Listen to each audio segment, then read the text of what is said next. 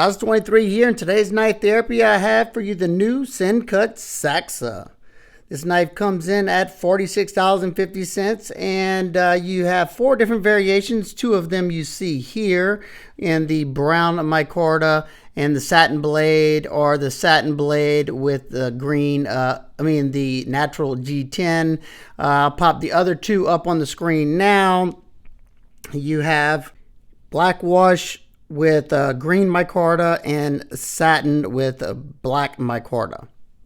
So as you can see, I bought 2 because I liked it that much. I started testing this one, but we'll get this one out of the way because this is the one I actually tested. Let's get some specs out of the way so you have an idea of the size of the knife. You have a total length of 7.81 inches, so it's a medium to larger size knife. Blade length of 3.5 inches, a grip area from here to the back of 3.77 inches, a handle scale thickness of 0.51 inches, close width in the pocket from here to here of 1.26 inches, a blade stock thickness of 0.117 inches, and the behind the edge thickness on this particular knife is around 17 thousandths, sharpened at 22 degrees per side. All right, let's take a close look. You have this beautiful drop point, or I'd call it a spear point. You got that center line pivot. The point is in line with the pivot, and they're about the same. So whatever you want to call it. Nice belt satin finish on there on the 9CR18 MOV stainless steel with an HRC of 58 to 60.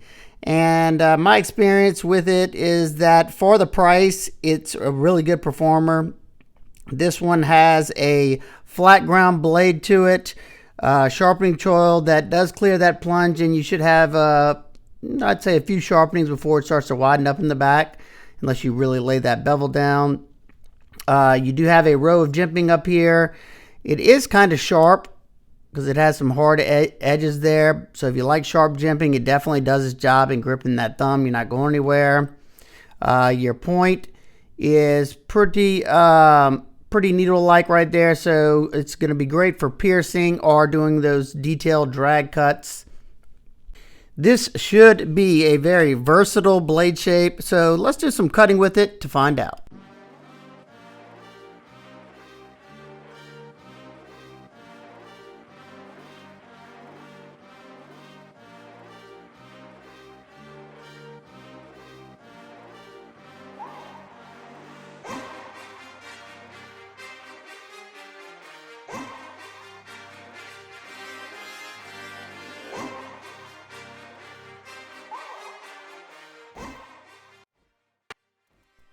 The knife came very sharp out of box, and it even had a good bit of bite to the edge, and boy was it evident right away.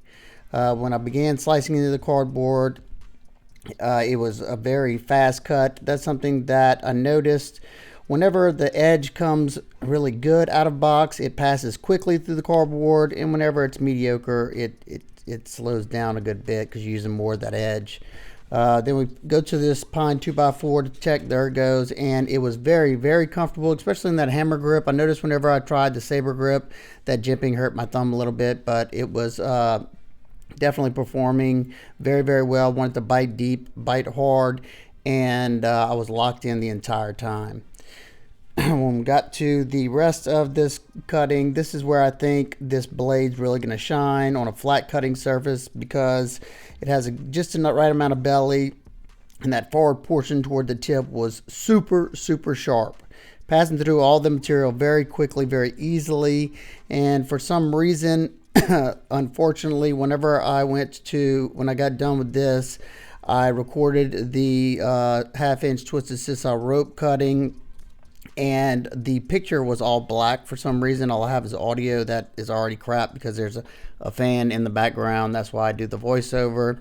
But I was able to make 25 cuts rather easily, and I still had a pretty decent working edge left on the knife. And for 9CR, I think that is more than acceptable, especially for its price tag. I think you'll be definitely happy with the performance you get out of the knife.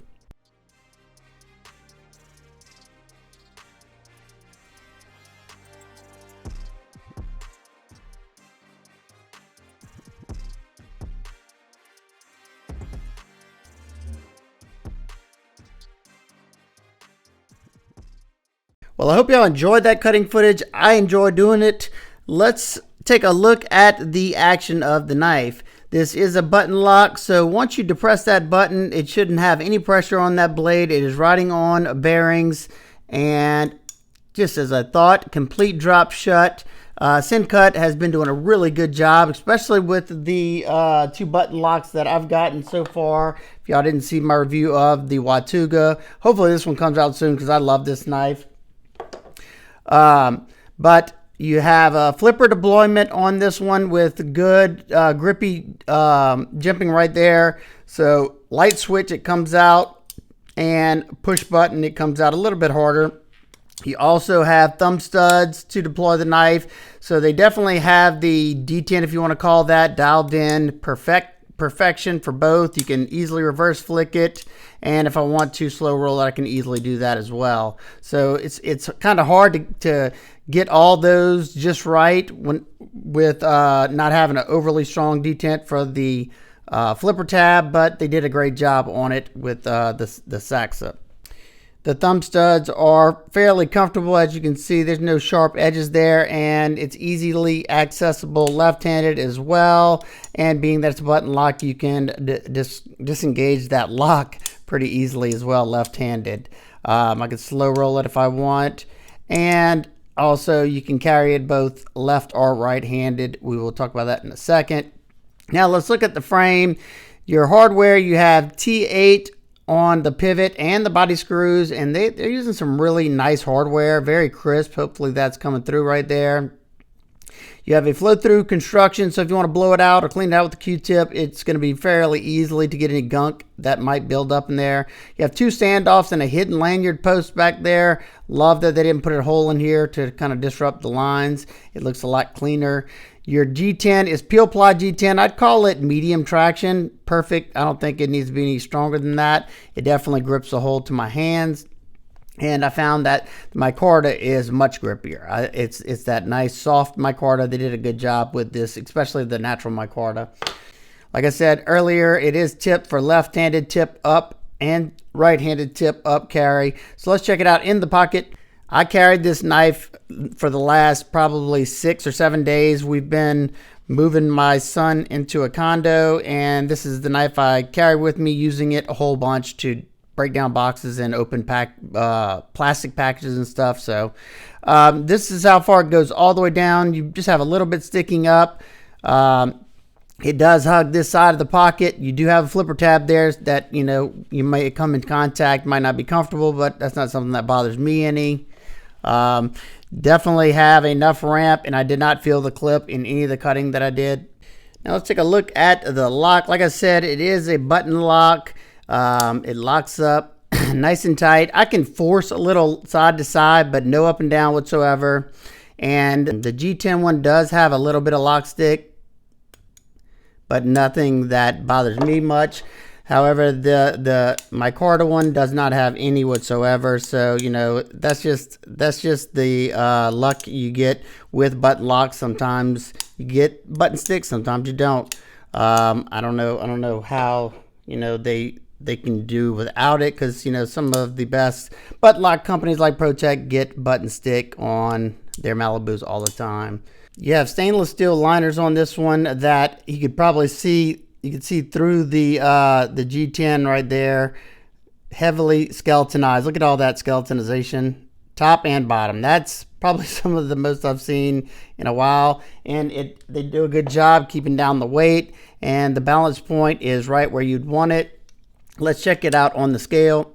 First off, in grams, 110.5 grams and 3.89 ounces. That's perfectly acceptable for me.